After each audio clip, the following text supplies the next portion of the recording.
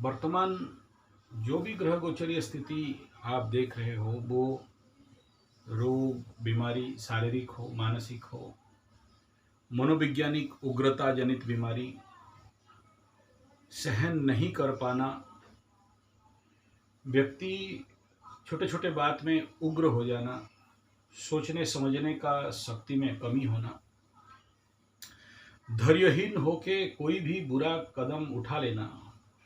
जैसे अभी उड़ीसा में हुआ, एक छोटी सी लड़की कॉलेज की, वो अपना कंप्लेन की और उसको न्याय नहीं मिला बोल के अपने ऊपर किरास पेट्रोल डाल के आग लगा दी।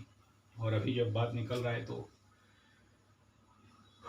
गलती किसी का पता नहीं है, यानी लेक्चर का कोई गलती नहीं है, ऐसा निकल रहा है। और वो लड़की सबको अप्लाई की और कोई तुरंत उसका नहीं लिया जिम्मेदारी। और आप लोग जो मेरे पुराना वीडियो से आप संपर्कित हैं, देखते देखते आ रहे, मैं बोला था कि देखो धनु सिंह ढैया के समय ये लोग पागल बनेंगे और ऐसे ही उल्टा सीधा काम करेंगे, दूसरे को फंसाने के लिए, दूसरे को कष्ट देने के लिए, दूसरे को इलीगल डिक्लेयर करने के लिए वो खुद अपने ऊपर पेट्रोल डाल दे, कोई बड़ा बात नहीं है। या दूसरे को नीचा दिखाने के लिए या दूसरे को बदनाम करने के लिए, ऐसे मैं किसी उस केस का बात नहीं कर रहा हूँ, जनरल केस का बात कर रहा हूँ। इस समय जब आकाशीय गोचरीय स्थिति ऐसा होता है तो बहुत सारे जिनका कालसर्प योग कुंडली में होगा या उग्रता होगा, मंगला मंगली योग रहेगा, तो ऐसा एक्टिविटीज़ ज़्यादातर होता है। और उनको अक्ल आए उससे पहले वो मर भी जाते हैं।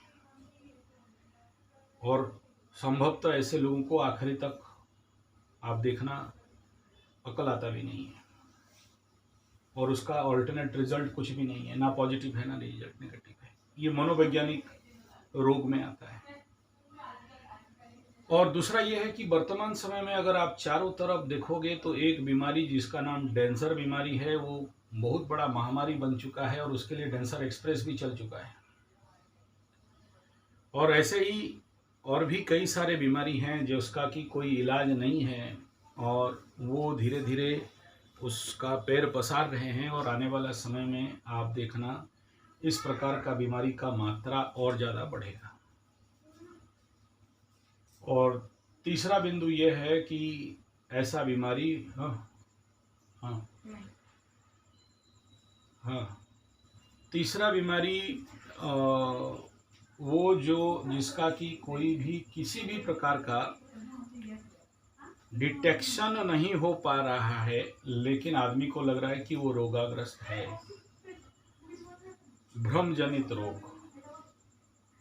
और उसको वो अगर किसी को बोले तो लोग उसके ऊपर यही बोलते हैं कि यार मेरा तो कोई ख्याल नहीं रखता है, हमारा बीमारी है और हमको कोई ध्यान नहीं देता है। तो पॉइंट ऑफ अट्रैक्शन होना चाहते हैं, इमोशन लेना चाहते हैं। प्रैक्टिकली उनके शरीर में कोई भी रोग नहीं है, मेडिकल साइंस में उनके शरीर में कुछ भी रोग नहीं है, लेकिन रोग के माध्यम से दूसरे का फोकस अपने तरफ डालने के लिए, अपने तरफ आकर्षण करने के लिए हर प्रकार का प्रयास करते हैं, जिसके लिए हॉस्पिटल में जाके सोते हैं, बिन मतलब का ऑपरेशन करके कटवाते हैं, बिन मतलब का मेडिकल टेस्ट करके हॉस्पिटल का बेड में सो के दूसरे को फ़ोन करते हैं कि देखो मैं हॉस्पिटल में हूँ और देखने के लिए आओ, फल मूल लेके आओ और मेरे को थोड़ा सा आहा चू चू करो, ऐसा करो और मेरे ऊपर थोड़ा सा प्रेम डालो कि हम बीमार में हैं। ऐसे बच्चों का भी बीमारी रहता है इस प्रकार का, बहुत सारे लोगों का, बहुत सारे बड़ों का। 60 साल 70 साल लोग जब देखते हैं कि उनके तरफ कोई ध्यान नहीं दे रहा है तो रोग बीमारी बना के फिर दूसरे का अटेंशन सिक्योर करने के लिए भी एक कोशिश करके बड़ा सारा खर्चा करते हैं, जिंदगी भर का कमाई डॉक्टर खिलाते हैं।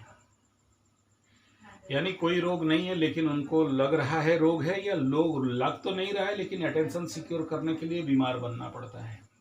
बीमार बनने से फिर 10 लोग पूछते हैं आहा चूचू कैसे हो, ठीक ठाक हो कि नहीं, मेडिसिन खा रहे हो कि नहीं।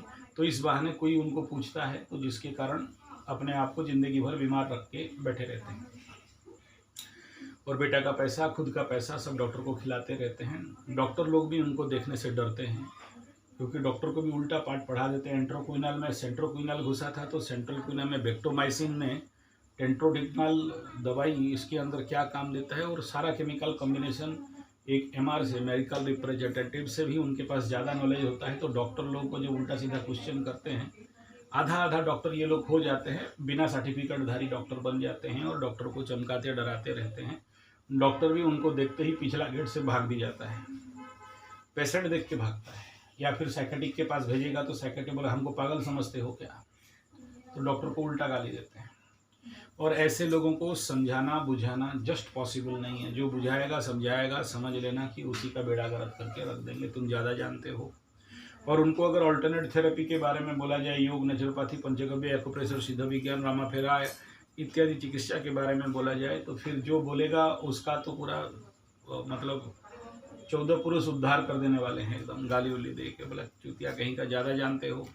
एलोपैथी, होम्योपैथी, आयुर्वेद, नेचुरोपैथ, इतना सारा ये सब बीमारी ठीक कर देगा। एलोपैथी, होम्योपैथी, एम्स, डाकू लोग ठीक नहीं कर पाए और तुम्हारा मिट्टी पट्टी और तुम्हारा गोमूत्र ठीक कर देगा, पगला गए हो गया।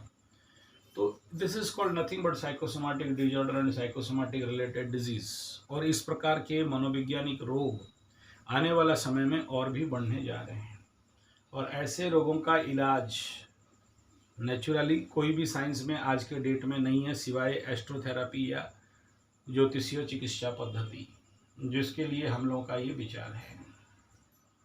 और लोगों उसके साथ धीरे धीरे एडजस्ट भी करना सीख गए हैं कि चलो बीमारी होगा और ये ठीक नहीं होगा। और सबसे बड़ा चीज़ है कि लोगों का ज़िंदगी में विश्वास और भरोसा भी नहीं है। और जब विश्वास भरोसा नहीं है या उनका ज्ञान का कमी है, ये जो भारतीय ऑल्टरनेट थेरेपी है, चाहे योग, नेचुरोपैथी, पंचगव्य, एक्यूप्रेशर, सिद्ध विज्ञान, आयुर्वेद, हर्बल थेरेपी, लामाफेरा, रेकी इत्यादि इत्यादि जितने सारे हमारे भारत में थेरेपी है, उसके ऊपर लोगों का विश्वास भरोसा इतना कम है कि आयुर्वेद डॉक्टर आज भी मक्खी मार रहे हैं, जबकि आयुर्वेद इंटरनेशनल लेवल पे प्रूव हो चुका है। जबकि एंटीबायोटिक खत्म हो चुका है, लेकिन प्रोबायोटिक से अभी धंधा चलना चालू हो गया है। फिर भी आयुर्वेद के ऊपर लोगों का विश्वास भरोसा का कमी है। हमारा शिक्षा पद्धति कह सकते हैं, हमारे सरकारी सिस्टम का कमजोरी कह सकते हैं, और हमारे आयुर्वेद डॉक्टर का भी कमजोरी कह सकते हैं। तो इसका समाधान क्या है, क्या करेंगे, इसी के ऊपर हम लोग का बातचीत है।